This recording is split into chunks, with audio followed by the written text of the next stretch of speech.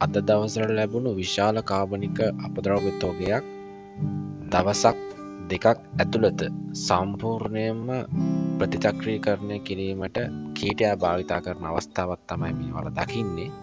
මේ කීටයාගෙන් සම්පූර්ණම කාබනික අපද්‍රව්‍ය ප්‍රතිචක්‍රීකරණ ක්‍රියාවලියේ අවසන් ප්‍රතිඵලය ලෙස ප්‍රෝටීන් ප්‍රභයක් සහ කම්පෝස්ට් වාට ලබා ගන්න පුළුවන්.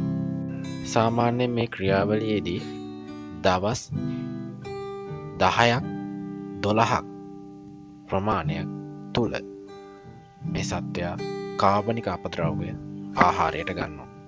ඇත්තටම දැනට විශාල අර්බුදයක් ලෙස පවතිනවා මේ අර සත්ව ආහාර කොටස් දාන්න තැනක් නැහැ. එතකොට නිසි කළමනාකරණයක් නැහැ.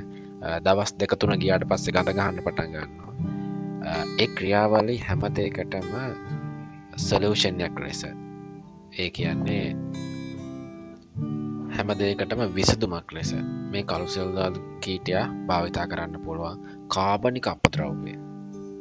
එළවලු හෝ වේවා පළතුරු හෝ වේවා සත්ව අපද්‍රව්‍ය සත්ව කොටස් සම්පූර්ණයෙන්ම ජීර්ණය කරන්න සම්පූර්ණයෙන්ම ජීර්ණය කරලා කාබනික පොහොරක් සහ ප්‍රෝටීන ප්‍රභවයක් සකසා ගැනීමට මෙය භාවිතා කරන්න පුළුවන්. මේ වලට පේනවා ආපු වේස්ට් එක දවස් දෙකක් ඇතුළත රීසයිකලින් වෙන විදිය වෙන ප්‍රෝග්‍රෑම් එක තමයි මෙතන දාලා තියෙන්නේ.